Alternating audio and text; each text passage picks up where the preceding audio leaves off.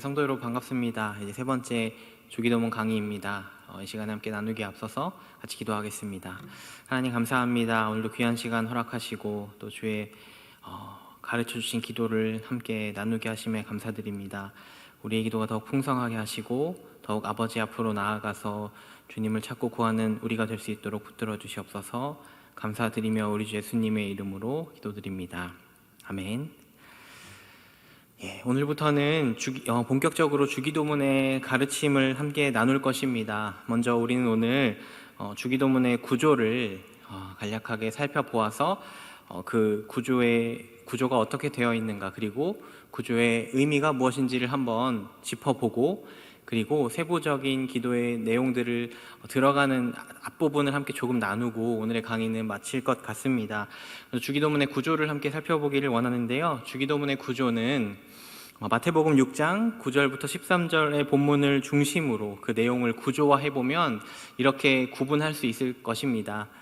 하늘에 계신 우리 아버지여로 시작돼서 아래로 이렇게 되어 있는 부분들을 제가 번호를 매겨서 내용을 좀 구분해야 했는데요. 구분한 이 구분에 대한 것을 보자면 하나님의 이름을 부르고, 또 하나님에 대한 세 가지 청원을 드리고, 또한 우리에 대한 세 가지 청원을 드리고, 마지막으로 송영의 고백이 담겨 있습니다. 송영이라는 것은 하나님의 나라와 또 권세와 영광에 대한 찬양임을 우리가 저 고백을 보더라도 알 수 있는데, 유대인들의 기도 마침에 전통적으로 덧붙여진 고백입니다. 사실 이 송영에 대해서는 원래 주기도문의 형태에 있었던 것인가 아니면 후에 첨가된 것인가에 대해서 여러 가지 이견이 있습니다. 하지만 그럼에도 교회의 예배의 형태, 또 예전적인 고백으로 남겨진 이 송영을 또 우리가 후에 함께 살펴보는 것도요, 분명히 의미가 있을 것이라고 생각합니다. 이와 같은 구조로 되어 있는 주기도문을 우리가 보면 아마도 우리가 일반적으로 하나님 앞에 드리는 기도와는 조금 다른 구조로 되어 있음을 알 수 있을 것입니다. 왜냐하면 우리가 흔히 보통 기도라고 할 때 우리는 다양한 언어로 사용되지만 찬양이 있고, 고백이 있고, 감사가 있고, 그리고 중보가 있고, 간구가 있다. 그런 식이, 제가 그래서 어린 시절 주일학교 때 배웠던 걸 기억해 보면 찬, 고, 감, 중, 간 이런 식으로 외웠던 기억이 있습니다. 우리의 기도는 하나님께 찬양 드리고, 또 우리의 죄를 고백하고, 감사의 고백, 또 다른 사람을 위한 기도, 그리고 나서 우리의 간구를 아뢰는 것이 우리의 보통 일반적인 기도다, 우리가 이렇게 생각을 했습니다. 그런데 우리 주님 가르치신 기도를 보면 이 기도에는요, 하나님에 대한 청원, 그리고 우리에 대한 청원, 이 두 가지가 중심을 이루고 있음을 우리가 볼 수 있고, 그리고 무엇보다 앞서서요, 하나님에 대한 청원이 등장하고 있음을 또 볼 수 있습니다. 그리고 그 하나님에 대한 청원의 중심에는 바로 나라가 임하시오며 곧 당신의 나라가 임하실 것에 대한 기도가 담겨 있음을 보게 됩니다. 그렇습니다, 여러분. 우리가 무엇을 기도해야 하는지에 대해서 가르쳐 주신 이 주기도문 속에서요, 우리는 분명히 하나님 나라를 향한 기도의 고백을 발견하게 됩니다. 이것이 주기도문의 좀 중심에 있음을 우리가 주님의 가르침 속에서도, 그러니까 이 주기도문 이외의 가르침 속에서도 분명히 발견할 수 있습니다. 지난주에 주기도문에 앞서 나눴던 7절과 8절의 말씀 기억하실 것입니다. 마태복음 6장 7절과 8절을 보면 이방인과 같이 중언부언하지 말라, 그렇게 기도할 것이 아니다 라고 말씀하시면서, 또한 너희 아버지께서 있어야 할 것을 아신다, 그렇게 말씀하시고서 이 주기도문의 가르침, 그러므로 너희는 이렇게 기도하라는 가르침을 주시는 것이죠. 근데 사실은 이와 굉장히 유사한 형태의 가르침이 6장 하반부에도 등장합니다. 우리가 잘 아는 염려하지 말라고 주님께서 가르쳐 주신 그 교훈의 마지막 부분을 보면 32절에도 이런 가르침이 있습니다. 이는 다 이방인들이 구하는 것이라, 너희 하늘 아버지께서 이 모든 것이 너희에게 있어야 할 줄을 아시느니라.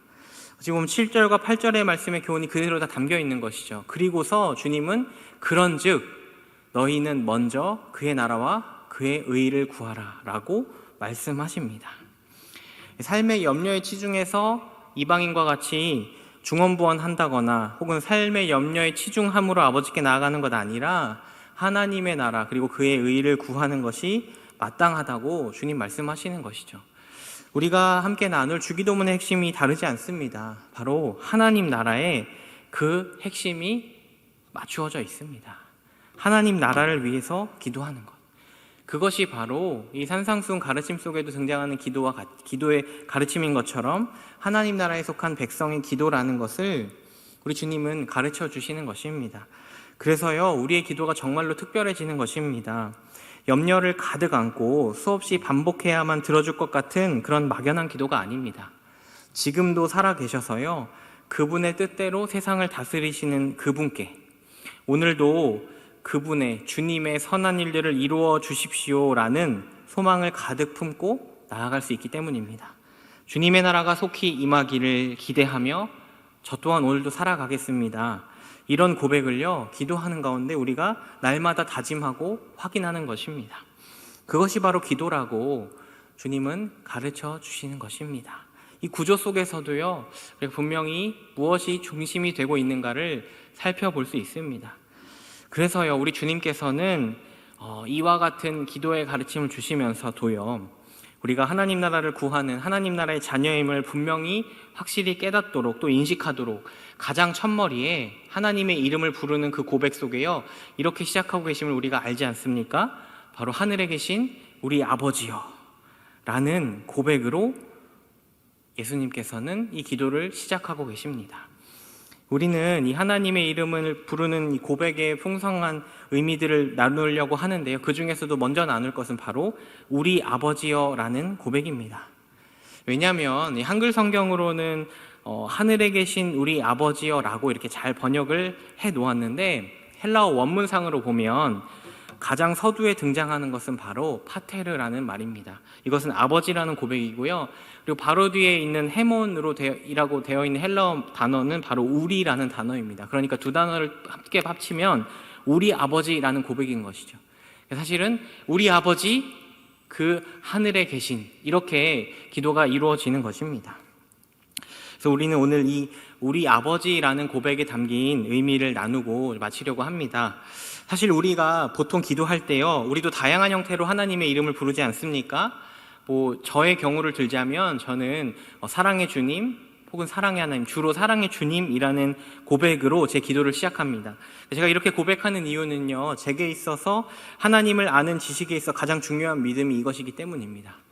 요한일서 4장 8절인데요, 사랑하지 아니하는 자는 하나님을 알지 못하나니 이는 하나님은 사랑이심이라. 하나님은 그 존재 자체가 사랑이시라는 고백에 대해서 제 인생을 통해서 하나님께서 깊이 깨닫게 하신 것이 있었습니다. 그래서 물론 저도 가끔은 상황을 따라서 혹은 그날의 기분을 따라서 다른 서두로 시작할 수도 있겠지만, 그래도 제 믿음을 따라 가급적이면 사랑의 주님이라는 첫머리로 기도를 시작하려고 합니다. 여러분은 어떻습니까? 저처럼 사랑의 주님, 사랑의 하나님, 혹은 온 천지 만물을 다스리신 하나님, 내지는 생사화복을 주관하신 하나님, 이렇게 다양한 형태로 우리는 하나님의 이름을 부르지 않습니까?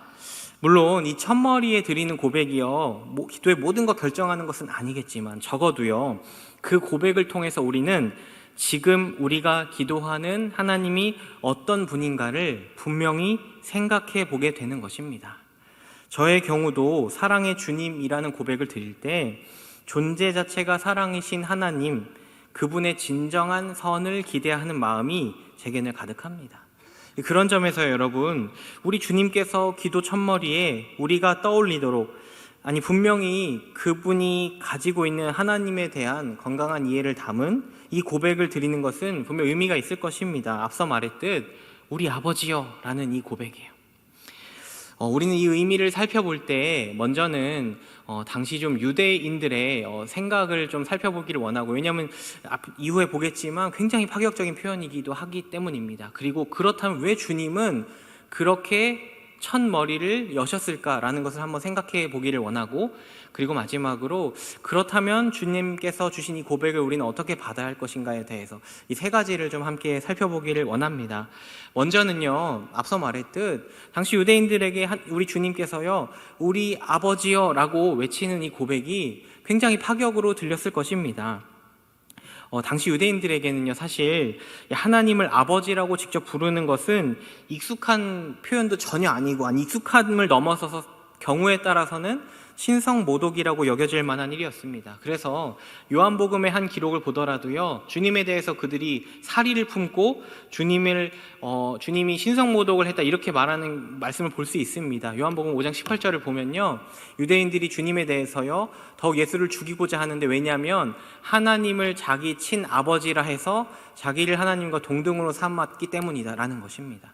그러니까 하나님을 아버지라 부르는 그것이 마치 하나님과 자신을 동등하게 여기는 신성모독과 같은 것으로 당시 사람들은 굉장히 이해했다라는 것을 알 수가 있습니다. 그리고요, 실제로 구약성경을 보면 구약성경에서 하나님을 아버지라는 존재로 이해하는 경우는 물론 있습니다. 충분히 있어요. 우리가 알듯이 창조주 하나님은 모든 존재의 아버지이심에 의심할 여지가 없을 것이고, 또 언약관계에서 이스라엘은 분명히 하나님의 자녀, 하나님은 그들의 아버지가 되시는 언약관계를 우리가 성경에서 볼 수 있으니까요. 그런데 하나님을 아버지로 여기고 부르는 경우는 또 다릅니다.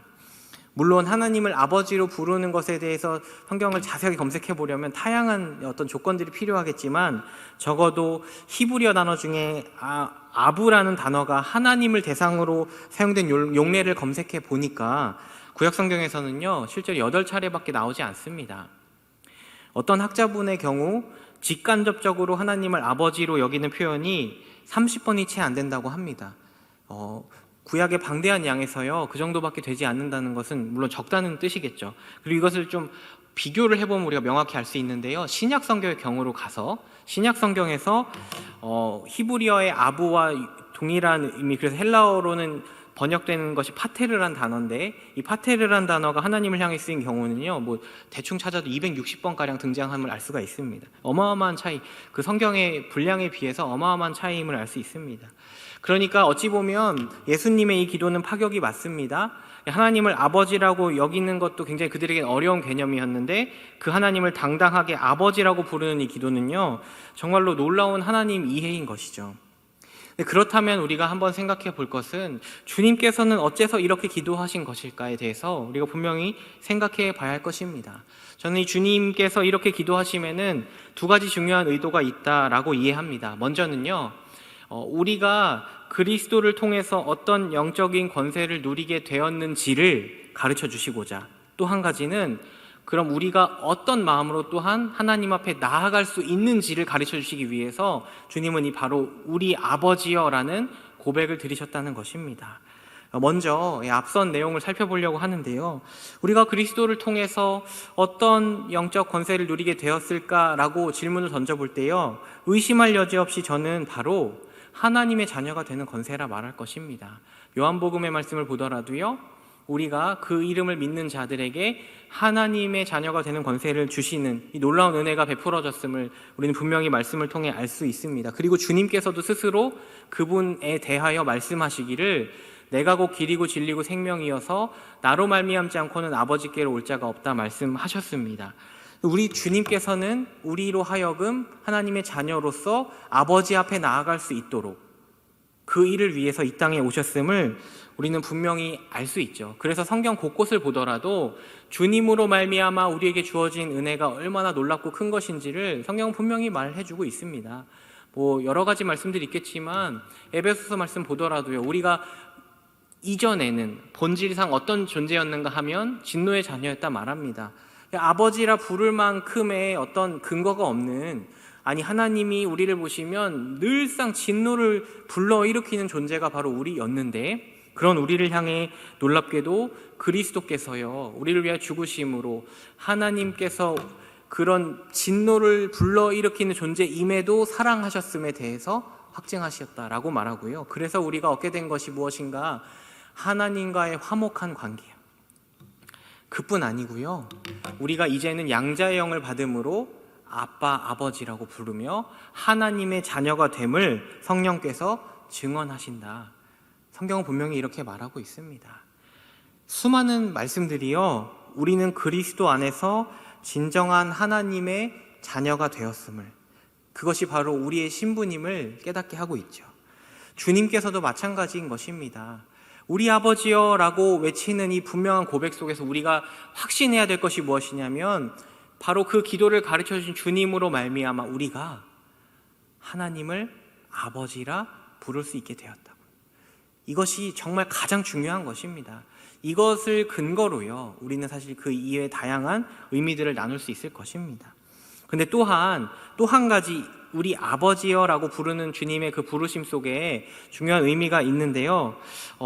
특별히 이 주님의 이 우리 아버지여라는 부르심에는 독특한 어떤 의미가, 호칭이 담겨 있음을, 그래서요, 우리가 하나님을 향해서 얼마나 친밀하게 나아갈 수 있는지를 가르쳐 주시고자 했으면 분명히 알 수 있습니다.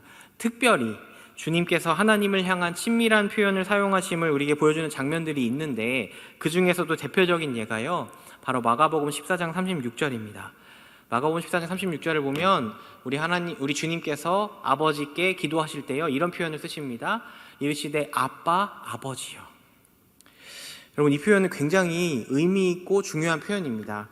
여기서 등장하는 아빠라는 표현은 무엇이냐면, 제가 헬라 원문을 여기 옮겨왔는데요, 저기 빨간 글씨로 되어 있는 A랑 B랑 비슷한 글자 보이시죠? 저 아빠라는 표현이 무엇이냐면, 아람어로 우리가 흔히 아는 친숙한 아빠를 부르는 호칭과 같은 의미를 가진 단어를요, 헬라어로 음역해서 옮긴 겁니다. 그러니까 아람어로 아빠라는 말이 있는데 그거를 헬라어로도 그냥 소리 나는 대로 그대로 옮겨온 표현인 것이죠.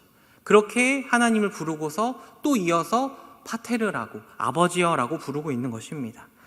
그러니까 굉장히 친숙한 아버지를 부르는 호칭, 그것이 이제 아람어적 표현으로 등장하고서는 마치 그것과 동일한 표현으로 파테르가 사용되고 있는 것이죠.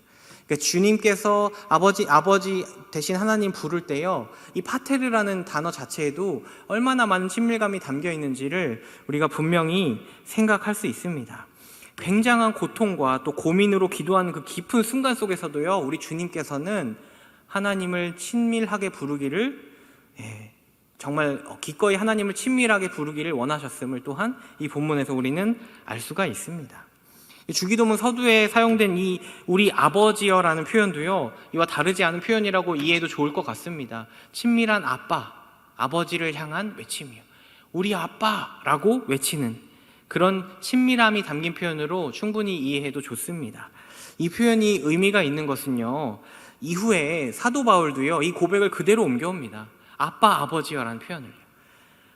갈라디아서 4장 6절을 보아도요, 바울 사도가 갈라디아 교회 편지하는 곳에 이렇게 말하죠. 아빠, 아버지라 부르게 하셨다고요. 또한 아까 인용한 말씀이지만 로마서 8장 15절과 16절을 보더라도 우리가 아빠, 아버지라고 부르짖는다, 이렇게 말합니다. 여러분, 한번 생각해 보십시오. 사실 바울은 유대인입니다.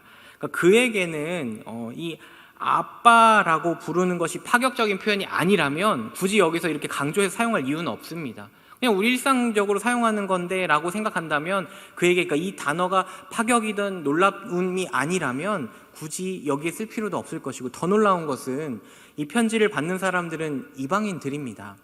유대적 배경을 가진 사람들 아닌데 그 사람들에게 굳이 이 아람어적 표현인 아빠를 써놓고 뒤에다가 헬라어로 번역해 주듯이 호파테르 이런 표현을 쓰는 것은 이 호칭 자체가 갖는 굉장히 중요한 의미를 그도 인정하고, 그래서 그것을 함께 나누기 위해서 사랑하는 교회에 우리가 이와 같은 은혜를 입었노라라고 가르쳐 주고자 표현하고 있는 것임을 우리가 분명히 알 수 있습니다. 그렇게 함으로써요, 우리가 이와 같이 하나님을 친밀하게 부르고 친밀하게 다가갈 수 있는 사람들임을 분명히 깨닫게 하는 것입니다.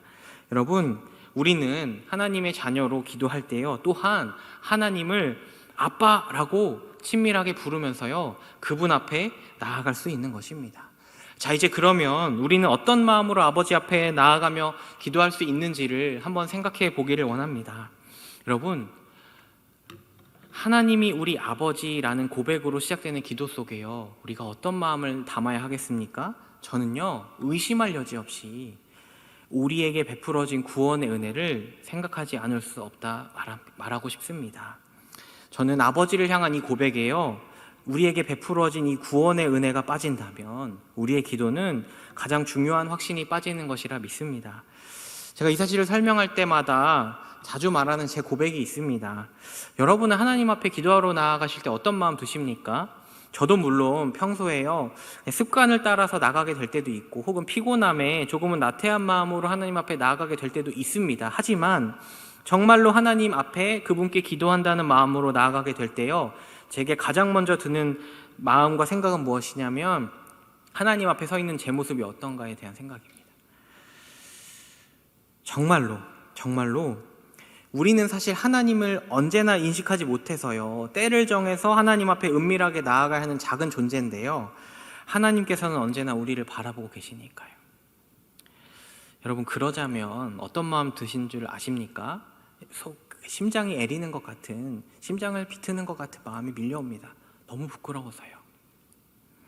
그러자면 여러분, 아버지란 호칭이 나오겠습니까? 그런데 그런 우리 모습 때문에 나아가지 못하는 하나님이 아니라는 것입니다. 아버지가 되어주신 것입니다. 자녀로 삼아주셨습니다. 여러분, 이 은혜에 대한 확신 없이 기도한다면 우리에게 사실 아무런 유익이 없습니다. 자녀이기 때문에요, 기도할 수 있는 것이고요, 모든 필요를 아는 아버지께 나아가는 것입니다. 그런데 여기 더하여서요, 주님께서는 우리가 아버지라고 부를 수 있는 관계 정도가 아니라고 말씀해 주시는 것이니 이것이 얼마나 큰 은혜이겠습니까? 특별히 저는 자녀 삼아 주신 아버지께 나아간다는 심정을 떠올릴 때마다요, 우리 주님께서 아버지의 마음에 대하여 비유로 설명해 주신 그 가르침을 떠올립니다. 바로 잘 아는 탕자의 비유입니다.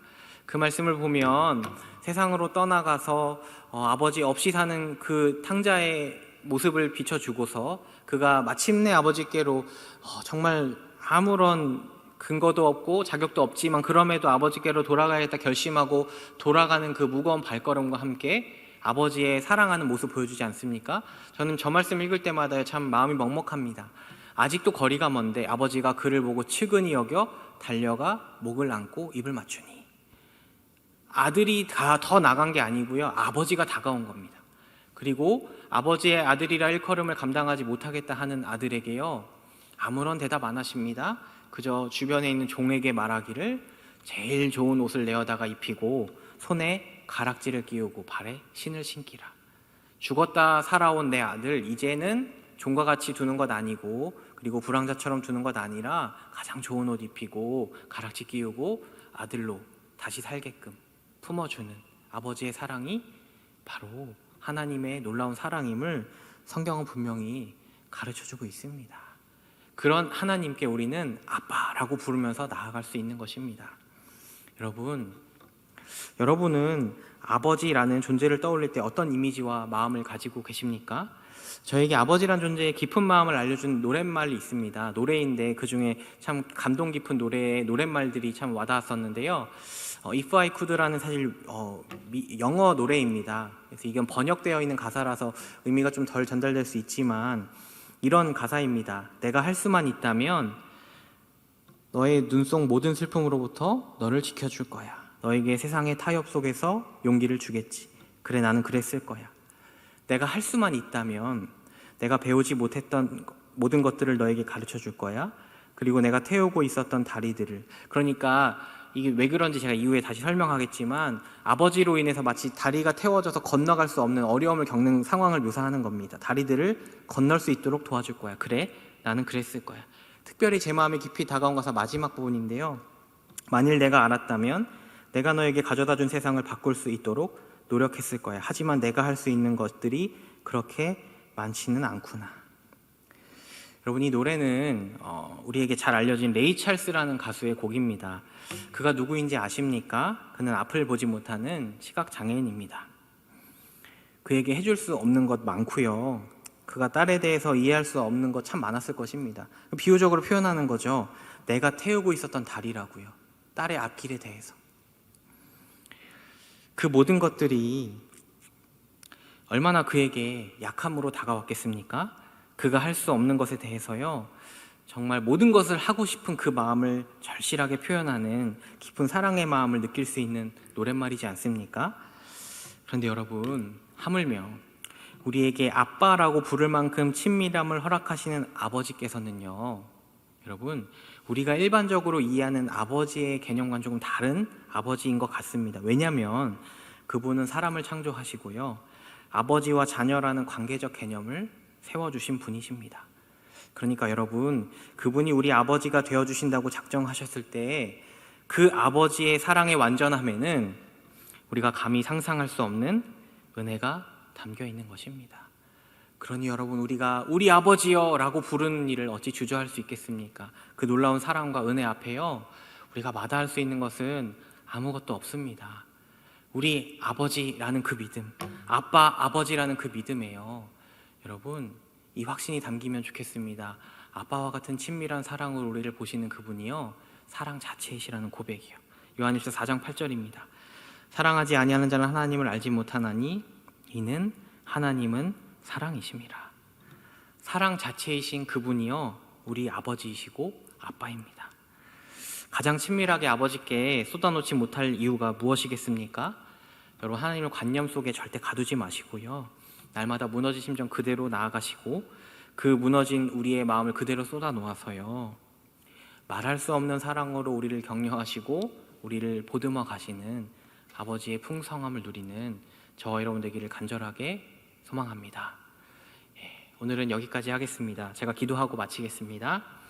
사랑의 주님, 우리에게 아버지가 되어주시고 더욱 친밀하게 아빠라 부를 수 있을 만큼 우리를 품어주심에 감사드립니다. 가장 완전하신 아버지의 그 놀라운 사랑을 성도로 또 자녀로 풍성하게 누리기를 원하오니 주께 나아갈 때마다 그 놀라운 은혜들을 가득 부어주셔서 날마다 아버지가 베푸시는 사랑이 주는 감격으로 사는 우리가 될 수 있도록 인도하여 주시옵소서. 감사드리며 우리 주 예수님의 이름으로 기도드립니다. 아멘.